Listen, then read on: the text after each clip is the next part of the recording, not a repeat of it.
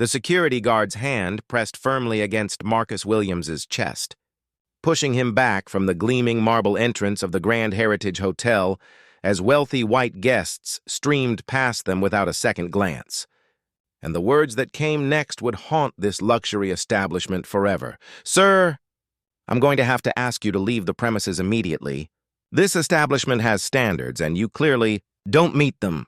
But what this arrogant security guard named Derek didn't know was that he had just denied entry to the very man who owned the entire hotel chain, who had built this empire from nothing, and who was about to make the most expensive mistake of his career in the most public way possible. Marcus stood there in his simple jeans and hoodie, having just flown in from visiting his mother in Detroit, watching as this white security guard looked him up and down with disgust, completely unaware that the unsuitable black man before him was actually Marcus Williams, CEO and founder of Heritage Hospitality Group, the company that employed every single person in this building, including Derek himself. The irony was almost too perfect, but the pain was all too real. Because this wasn't just about one racist security guard. This was about a system that still judged black excellence by the color of skin rather than the content of character. And Marcus was about to teach everyone in that lobby a lesson they would never forget. Drop a comment telling me where you're watching from. And don't forget to subscribe to Axiom USA for more powerful true stories. Because what happens next will restore your faith in justice and show you exactly why success is the sweetest form of revenge. Let me take you back to the beginning of this story, because you need to understand exactly who Marcus Williams was and how he built an empire that would make this moment of discrimination so beautifully ironic and so devastatingly expensive for everyone involved. Marcus Williams grew up in the Corktown neighborhood of Detroit, where his grandmother Ethel ran a small boarding house for factory workers, teaching him that hospitality wasn't just about fancy buildings and expensive furnishings. It was about making people feel welcome, respected, and valued regardless of where they came from or what they looked like. When Marcus was 12 years old, his grandmother took him to the fancy Riverside Hotel downtown for his birthday dinner, but they were turned away at the door by a manager who claimed they were overbooked, even though Marcus could see empty tables throughout the restaurant. And that night his grandmother looked him in the eye and said, "Baby, someday you're going to own a place like this, and you're going to make sure everyone feels welcome." Those words became Marcus's mission statement, driving him through business school at Howard University, through years of working double shifts to save every penny, through the countless rejections from investors who couldn't see past his skin color to recognize his brilliant vision for revolutionizing the hospitality industry. By the time Marcus turned 35, he had built Heritage Hospitality Group into a billion-dollar empire with luxury hotels in 43 cities across America. But he had never forgotten his grandmother's words, or the humiliation he felt that night at the Riverside Hotel, which was now, ironically, one of his competitors. The Grand Heritage Hotel in downtown Chicago was Marcus's crown jewel, a gleaming testament to black excellence that he had personally designed to embody the highest standards of luxury while maintaining the warm, inclusive spirit his grandmother had taught him. But apparently someone had forgotten to share that inclusive spirit with the security staff. Marcus made it a point to visit his hotels regularly, often arriving unannounced and dressed casually to get an authentic sense of how his guests and employees were being treated. Because he believed that true hospitality revealed itself in the small moments when people thought nobody important was watching. This particular Tuesday evening, Marcus had just flown in from Detroit where he'd been visiting his mother who was recovering from surgery, and instead of going straight to his penthouse apartment, he decided to stop by the Grand Heritage to check on the new restaurant that had just opened on the 15th floor. He was tired, wearing his favorite University of Michigan hoodie and jeans, carrying a simple backpack, looking like any other traveler who might be seeking a room for the night. But he was completely unprepared for what happened when he approached the hotel's entrance. Derek Morrison was a 28-year-old security guard who had been working at the Grand Heritage for 6 months, a man who took pride in what he called maintaining standards, but what everyone else recognized as thinly veiled racism disguised as professionalism. Derek had grown up in a small town in Indiana where diversity meant having one black family in the entire school district. and he had never quite adjusted to working in a cosmopolitan city where success came in all colors, shapes, and backgrounds. He had been reprimanded twice by hotel management for being unnecessarily aggressive with guests of color, but each time he had managed to convince his supervisors that he was simply doing his job and protecting the hotel's reputation, never acknowledging that his definition of reputation was rooted in prejudice rather than policy. When Derek saw Marcus approaching the hotel entrance that evening, he didn't see a successful businessman coming to check on his investment. He saw what his biased mind had been trained to see: a young black man in casual clothes who obviously didn't belong in a luxury establishment. The fact that Marcus moved with confidence, that he carried himself with the quiet dignity of someone accustomed to respect, that he had the relaxed demeanor of a man who owned the ground he walked on, none of these things registered in Derek's narrow worldview because he had already made his judgment based on skin color and clothing. Marcus approached the revolving glass doors of his own hotel, nodding politely to the doorman who was busy with other guests, completely unaware that Derek was watching his every move from the security desk, already reaching for his radio to alert the front desk about what he described as a potential problem individual approaching the main entrance, the lobby of the Grand. Heritage was bustling with the usual evening crowd. Business travelers checking in after long flights, wealthy couples heading to dinner, international tourists marveling at the soaring ceilings and crystal chandeliers that Marcus had personally selected during the hotel's renovation 3 years earlier. The irony was breathtaking, because every detail of this magnificent space, from the marble floors imported from Italy to the original artwork celebrating African-American culture, had been chosen by the very man who was now being denied entry to his own creation. Marcus pulled out his phone to check his messages, standing just inside the entrance and taking a moment to appreciate how beautiful his hotel looked in the evening light, when Derek approached him with the kind of aggressive swagger that immediately made everyone in the vicinity uncomfortable. "Excuse me, sir," Derek said, his voice carrying the tone of someone who had already decided that respect was optional. "Are you a guest of the hotel?" Marcus looked up from his phone, genuinely surprised by the security guard's confrontational approach, and replied politely, "Actually, I'm here to—" But Derek cut him off before he could finish. "Sir, I need to see some identification and proof of reservation, because we've been having problems with people trying to use our facilities without authorization." The request itself wasn't unreasonable. Hotels had the right to verify that people belonged there, but the way Derek delivered it, the assumption of guilt, the immediate hostility, the complete lack of professional courtesy, made it clear that this wasn't about hotel policy, this was about prejudice. Marcus reached for his wallet, still maintaining his composure because he had dealt with situations like this before, but as he did, Derek stepped closer and said the words that would cost him his job. "Look, I don't know what you're trying to pull here, but this isn't the kind of place where you can just walk in off the street and expect to be welcome. We cater to a certain clientele, and you need to understand that." The lobby seemed to go quiet. Or maybe that was just Marcus's perception as he processed what had just happened. Because in that moment he realized that despite all his success, despite building a billion-dollar company, despite employing thousands of people and creating opportunities for countless others, there were still people who would look at him and see nothing but the color of his skin. Other guests were starting to stare now, some looking embarrassed, others clearly enjoying the spectacle, and Marcus could feel the familiar burn of humiliation that he hadn't experienced since childhood, the same feeling he'd had when he was 12 years old and turned away from the Riverside Hotel with his grandmother. But Marcus Williams hadn't become a billionaire by letting other people's ignorance diminish his dignity, so he took a deep breath, looked Derek straight in the eye, and said quietly, "I think there's been a misunderstanding. Let me speak to your manager." Derek's response was to laugh, actually laugh, as if the idea of Marcus having legitimate business with hotel management was the most ridiculous thing he'd ever heard. "My manager doesn't have time to deal with every person who wanders in here thinking they can talk their way into our restaurant or bar, so I'm asking you nicely to leave before I have to call the police."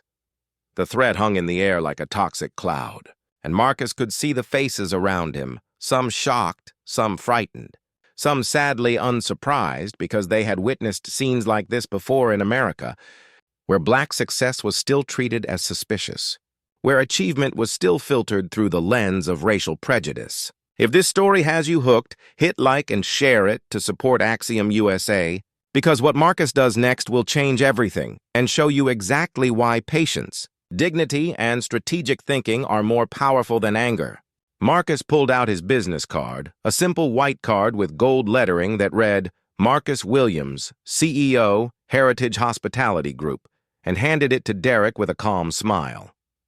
Derek barely glanced at the card before handing it back with a dismissive smirk. Nice try, buddy, but anyone can print fake business cards, and I'm not falling for whatever scam you're running. The dismissal was so casual, so automatic that Marcus almost had to admire Derek's commitment to his prejudice. Because even when presented with evidence, even when given a clear path to avoid disaster, Derek chose to double down on his assumptions rather than question his bias. Marcus decided to try a different approach. Pulling out his phone to call the hotel's general manager, Sarah Chen, whom he had hired personally, and who had been running the Grand Heritage with exceptional skill for the past 2 years. But Derek apparently interpreted this as some kind of threat, because he immediately stepped forward and said, Sir, I'm going to have to ask you to put that phone away and leave immediately, or I will call security backup and have you removed from the premises. The situation was escalating beyond anything Marcus had expected, but he remained calm, knowing that every moment of this interaction was being captured by the hotel's security cameras and probably by several smartphones held by guests who were now openly filming the confrontation. Marcus could see Sarah Chen across the lobby, finishing a conversation with some VIP guests, completely unaware that her boss was being harassed by her own security guard just 50 feet away. He considered calling out to her, but something told him to let this play out, to see exactly how far Derek would take his ignorance, because sometimes the best way to expose a problem is to let it fully reveal itself. Derek was now speaking into his radio, calling for backup security and describing Marcus as a non-cooperative individual refusing to leave the premises, his voice loud enough that everyone in the lobby could hear, turning what should have been a simple misunderstanding into a public spectacle that would soon become a public relations nightmare for everyone except Marcus himself.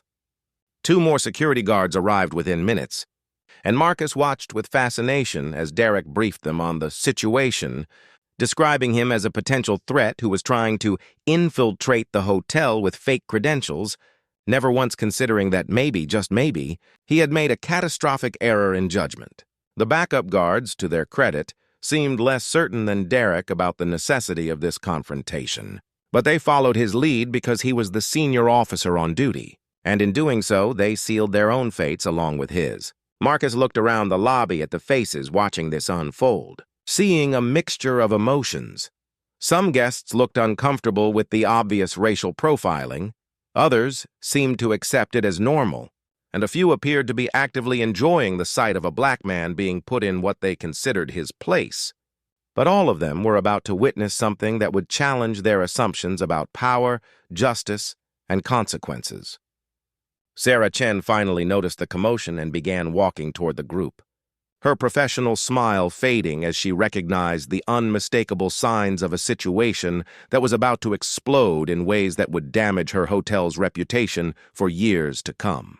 But she was still too far away to intervene, and Derek was now escalating to the point of no return, raising his voice and attracting even more attention as he declared that Marcus needed to leave right now or face arrest for trespassing. Marcus had reached his limit, not because he was angry, but because he realized that this moment represented everything wrong with a system that still judged people by their appearance rather than their character, and he decided it was time to reveal exactly who they were dealing with. He pulled out his phone one more time, but instead of calling Sarah, he called his personal assistant, speaking loudly enough that everyone could hear, "Janet, this is Marcus.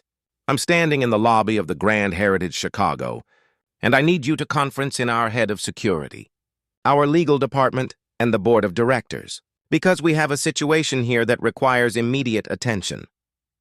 The confidence in his voice, the casual way he referenced the board of directors, the fact that he mentioned the hotel by name as if he had authority there, began to create doubt in the minds of some of the security guards. But Derek was too committed to his course of action to back down now. "Sir, you need to end that call and leave immediately, or we will physically escort you from the building," Derek announced, his voice now carrying a note of uncertainty that hadn't been there before, because even his biased mind was beginning to register that something about this situation didn't add up. Marcus smiled, a genuine smile that held no malice but plenty of anticipation for what was about to unfold, and said, "Actually, Derek, I think we should wait for your manager to arrive, because she's going to want to hear this conversation." The use of Derek's name shocked the security guard, because Marcus had never introduced himself, and Derek's name tag was partially hidden by his jacket, raising the question of how this random black man knew his identity. Sarah Chen was now close enough to hear the conversation, and Marcus could see the exact moment when recognition dawned on her face, her professional composure cracking as she realized that her company's CEO was being harassed by her own security staff in full view of dozens of guests and potential witnesses. She broke into a run, pushing through the crowd of onlookers, her heels clicking on the marble floor that Marcus had personally selected, racing to reach the confrontation before it could escalate any further and create a scandal that would dominate social media and news headlines for weeks. But she was still 20 feet away when Derek made his final, fatal mistake, the one that would cost him not just his job but his career in security, when he grabbed Marcus by the arm and began to physically escort him toward the door, crossing the line from verbal harassment to assault in front of multiple cameras and dozens of witnesses. Want to hear more untold stories of injustice and resilience? Subscribe to Axiom USA and never miss one, because what happens in the next few moments will restore your faith in justice and show you exactly why character always triumphs over prejudice. The moment Derek's hand made contact with Marcus's arm, everything changed. Not just for Derek, but for everyone in that lobby who was witnessing what would become known as one of the most expensive cases of workplace discrimination in hospitality industry history. Marcus didn't resist or fight back. He simply looked Derek in the eye and said, "I want you to remember this moment, Derek, because it's going to cost you everything you think you know about power and respect."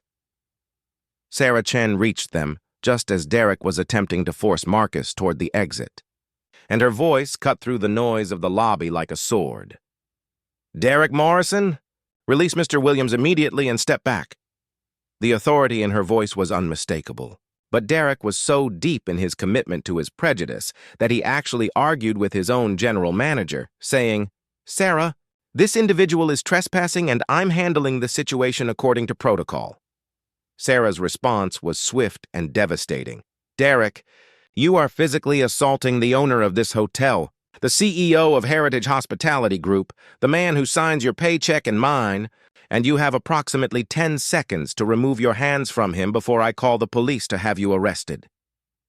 The words hung in the air like a death sentence, and Marcus watched Derek's face transform from confident authority to dawning horror as the reality of his situation began to penetrate his prejudiced worldview. The lobby, which had been buzzing with conversation and the usual sounds of a busy evening, fell completely silent as guests processed what they had just heard, smartphones coming out to capture the moment when arrogance met accountability in the most public way possible.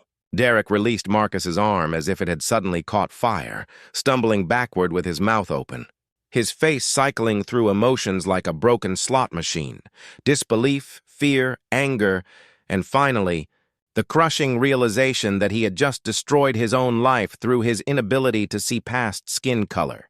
Marcus straightened his hoodie with dignity, looked around the lobby at the stunned faces of guests and staff, and said in a voice that carried to every corner of the room, "Ladies and gentlemen, I apologize for this disruption to your evening, but what you've just witnessed is exactly why Heritage Hospitality Group was founded, to ensure that every person, regardless of race, background, or appearance, is treated with the respect and dignity they deserve." The applause started slowly, with one guest clapping, then another, until the entire lobby was filled with the sound of people applauding not just Marcus's words, but his grace under pressure, his refusal to respond to hatred with hatred, his demonstration that true power comes from character rather than position.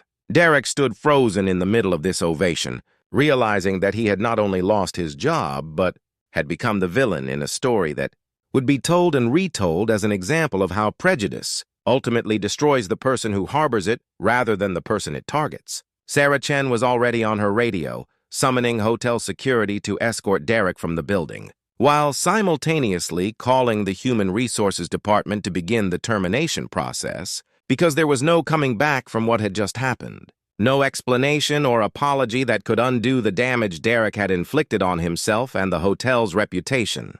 Marcus walked to the center of the lobby, and the crowd naturally gathered around him as he began to speak, his voice carrying the weight of experience and the authority of someone who had built an empire through perseverance rather than privilege.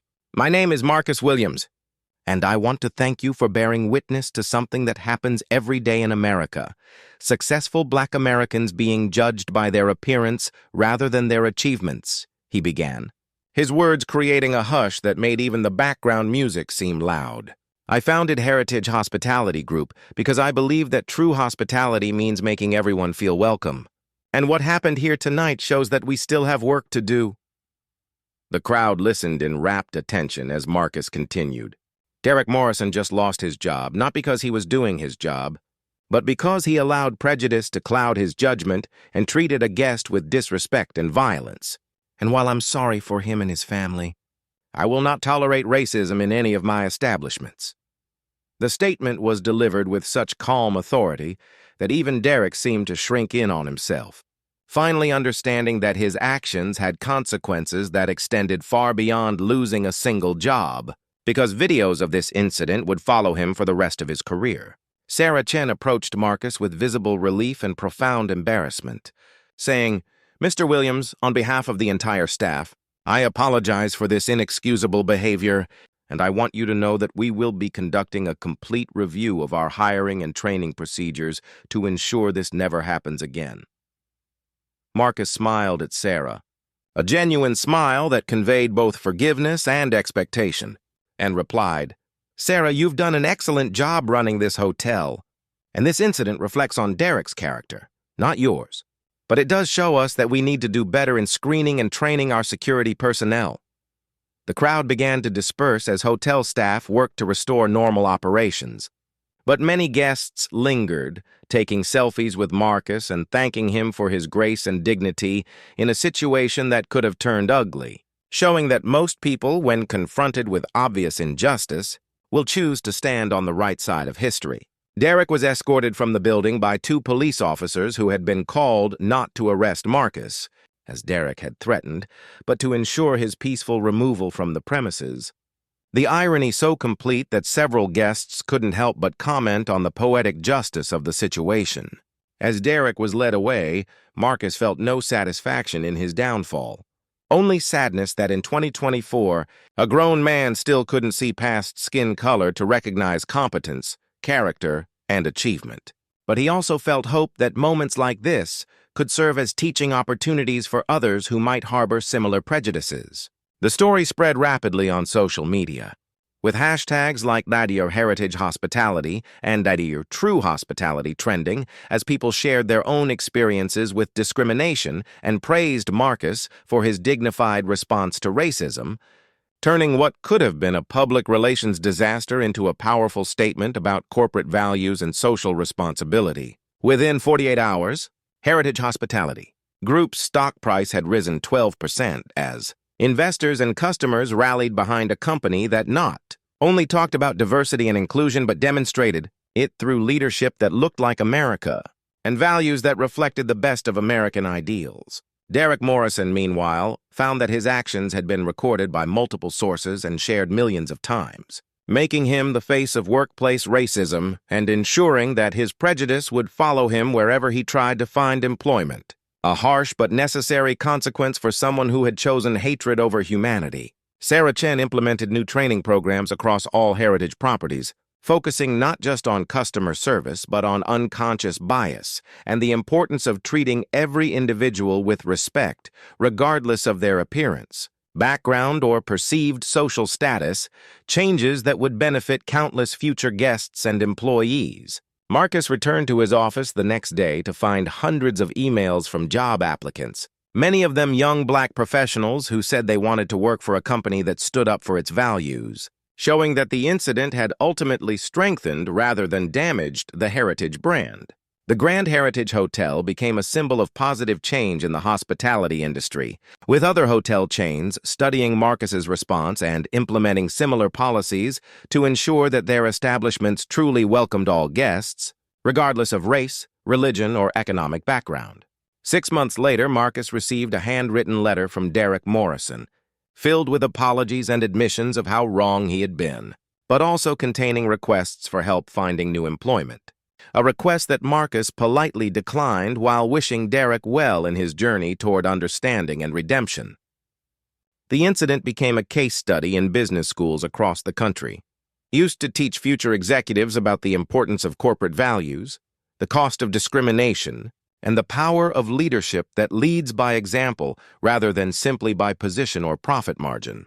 Marcus never forgot that evening in his own lobby, but he chose to remember it not as a moment of humiliation, but as an opportunity to demonstrate that success is not just measured in dollars and buildings, but in the dignity with which we treat others and the courage with which we stand up for what is right. Thanks for watching Axiom USA, where every story reminds us of resilience and truth. Like, share, and subscribe for more, because in a world where prejudice still exists, we need more stories that show us how character, patience, and integrity will always triumph over hatred, and how true power comes not from putting others down, but from lifting everyone up to reach their full potential.